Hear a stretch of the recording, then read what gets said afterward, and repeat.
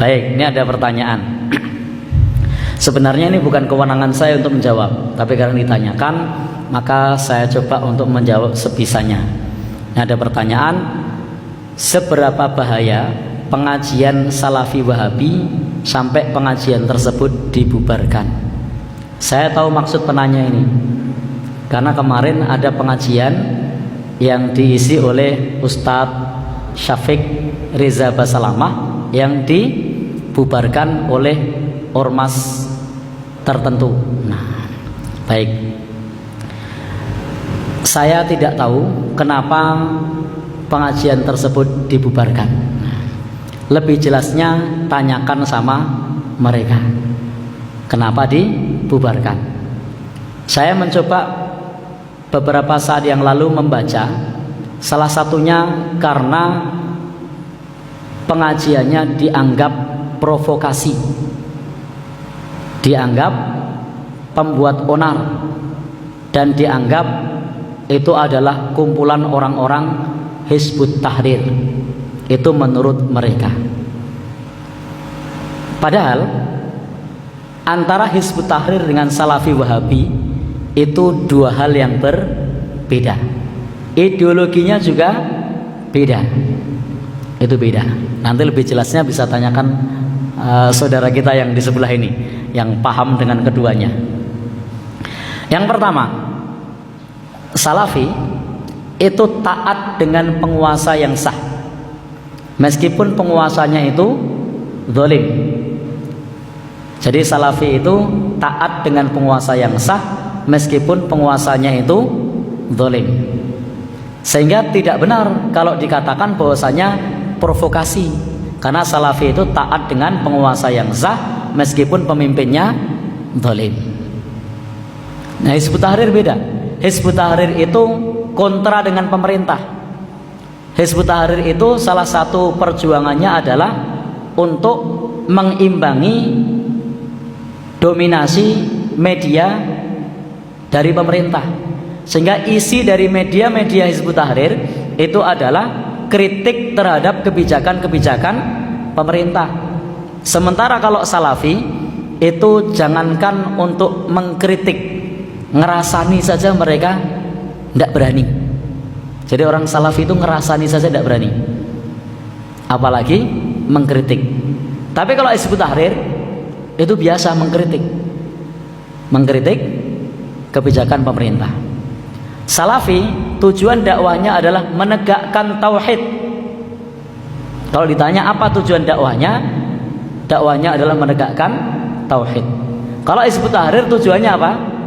Menghidupkan kembali Ustaz? Khilafah Islamiyah. Jadi tujuannya adalah menghidupkan kembali khilafah Islamiyah. Jadi beda. Maka tuduhan itu tidak benar, karena beda.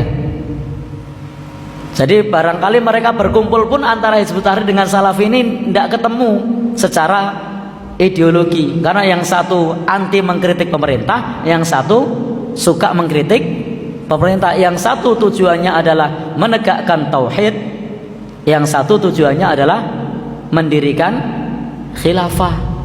Dua hal yang berbeda. Jadi tidak benar kalau yang dimaksud seperti itu. Kemudian terkait dengan Salafi ini juga berbeda dengan Muhammadiyah. Kalau di Muhammadiyah ketika Ramadan itu menggunakan kriteria wujudul hilal, hisab. Sementara kalau Salafi tidak pakai hisab, wujudul hilal, tidak pula pakai imkanur ru'yat sebagaimana pemerintah. Tapi siapapun pemerintahnya, apapun kebijakan pemerintah itu, tentang kapan puasa akan ditaati. Itu Salafi. Sehingga ketika Salafi dituduh sebagai organisasi yang anarki, yang provokasi, yang melawan kepada penguasa, maka itu tidak benar. Tetapi kalau kemudian disebut sebagai organisasi, salaf disebut organisasi, itu juga tidak benar, karena salaf itu tidak ada pimpinan pusatnya, tidak ada pimpinan daerahnya, tidak ada pimpinan wilayahnya, tidak ada pimpinan cabangnya, tidak ada pimpinan rantingnya, dan tidak punya anggota pasukan keamanan. Kalau Muhammadiyah kan punya kokam, ormas sebelah juga punya. Kalau Salafi enggak, karena memang bukan organisasi. Salafi itu bukan organisasi. Kalau Hizbut Tahrir, betul, Hizbut Tahrir itu organisasi dan sudah dibubarkan organisasinya. Kenapa harus diungkit-ungkit lagi? Sudah dibubarkan organisasinya Hizbut Tahrir itu. Tapi kalau Salafi itu bukan organisasi. Maka ketika banyak para thalibul ilmi yang pulang dari Universitas Islam Madinah, yang pulang dari Timur Tengah, yang mereka kemudian berdakwah di negeri kita, yang mengusung satu tema dakwah untuk kembali kepada Al-Quran dan As-Sunnah, untuk tasfiyah, memurnikan ajaran Islam, maka itu adalah gerakan mereka. Itu adalah kesadaran siapapun yang mereka ingin kembali kepada Al-Quran dan As-Sunnah. Jadi tidak punya organisasi, tidak punya organisasi. Dan bisa jadi Salafi yang ada di Jogja dengan yang ada di Jawa Timur, dengan yang ada di Jawa Barat, alumni dari Yaman, alumni dari Saudi, itu punya fikih yang berbeda. Jadi punya fikih yang berbeda. Ada yang kepada fikih Syafi'i, ada yang ke fikih Hambali, ada pula ke fikih-fikih yang lainnya. Jadi kalau kemudian disebut organisasi, Salafi bukan organisasi, tapi itu adalah manhaj, itu adalah metode dalam berdakwah untuk merujuk kepada Al-Quran dan As-Sunnah. Dan kalau demikian, maka diakui atau tidak, Muhammadiyah itu adalah pelopor gerakan kembali kepada Al-Quran dan As-Sunnah. Sebelum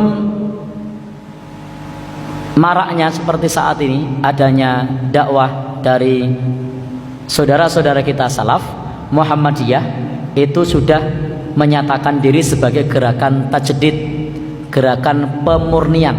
Tajdid itu artinya pembaharuan, tapi pembaharuan dalam agama itu adalah kembali kepada sumbernya, bukan kemudian dipoles, bukan.